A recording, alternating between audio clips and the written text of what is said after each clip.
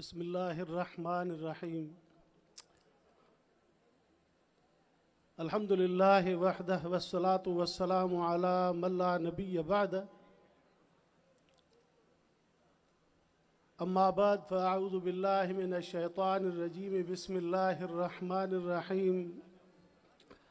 इन्नद-दीन इंदल्लाहिल इस्लाम। सदक़ल्लाहु मौलानल अज़ीम। मेरे मोहतरम दोस्तों और भाइयों, जब इस तारीख़ का तयन कायदे मिल्लत इस्लामी हज़रत मौलाना फज़लुर रहमान साहब ने कोयटा में ऐलान फरमाया तो साथी कहने लगे कि यहाँ की गर्मी, सिंध की सख्त गर्मी है और लोगों की शिरकत शायद इतनी न हो सके।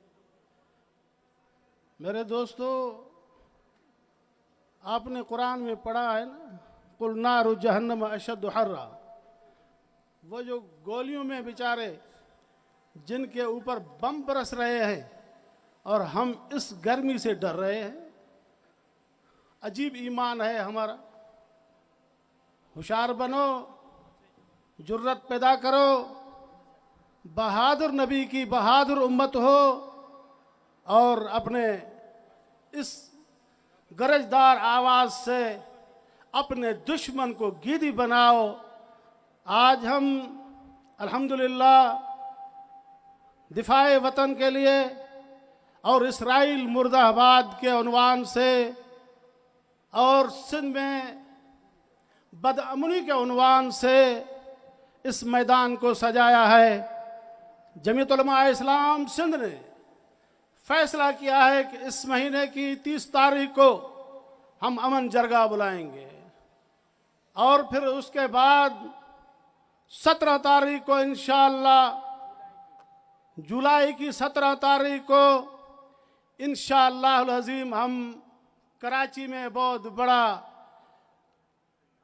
अमन मार्च करेंगे। वो भी इंशाअल्लाह वज़ीर आला के हाउस के सामने इंशाअल्लाह करेंगे। हमारे यहाँ अमन नाम की निशानी नहीं है, अमन नाम की कोई बात नहीं है। बूढ़े तो बूढ़े, बच्चे तो बच्चे, औरतें तो औरतें, सब बेकरारी की ज़िंदगी बसर कर रहे हैं। चादर महफूज नहीं, चौदीवारी महफूज नहीं, शहर महफूज नहीं, देहात महफूज नहीं। ऐसे हालात में जाएं तो कहाँ जाएं? तो लिहाजा आवाज़ उठाना हमारा काम है। हम आवाज़ उठाएंगे, अमन जरगा बुलाएंगे, तमाम सिंध के सरदारों नवाबों को बुलाएंगे, अमन जरगे में बिठाएंगे और हम देखेंगे जो नहीं आएगा समझेंगे यही अमन की राह में रुकावट है। हम इसलिए इंशाअल्लाह कोशिश करेंगे और फिर आपको इंशाअल्लाह 17 जुलाई को हो सकता है हम तमाम अहलियान सिंध को फिर कराची बुलाएंगे। मैं देखना चाहता हूं कि इंशाअल्लाह आप हमारे साथ चलेंगे या नहीं। ज़रा हाथ उठाकर ज़ोर से बोलें कि इंशाअल्लाह चलेंगे। साथ चलेंगे या नहीं चलेंगे? साथ देंगे या नहीं देंगे?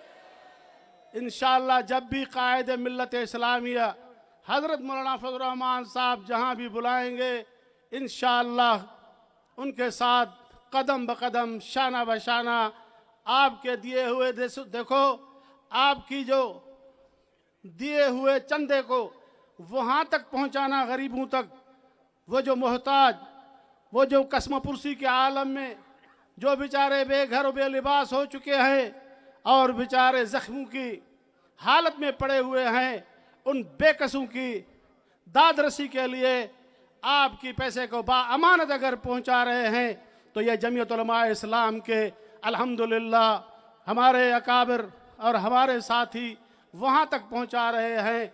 अल्लाह न करे, अल्लाह न करे, अगर हमारे यहाँ ये हालात होते तो आप बताएं हमारे ऊपर क्या गुजरती। अल्लाह सबको महफूज रखे, तादम हयात हमें जमीयत उलमा इस्लाम के साथ निभाने की तौफीक अता फरमाए।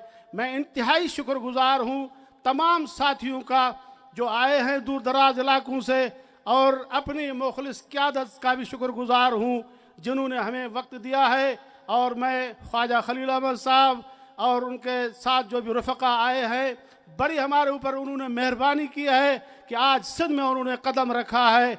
अल्लाह ताला उनके आने को कबूल फरमाए, तमाम साथियों के आने को कबूल फरमाए।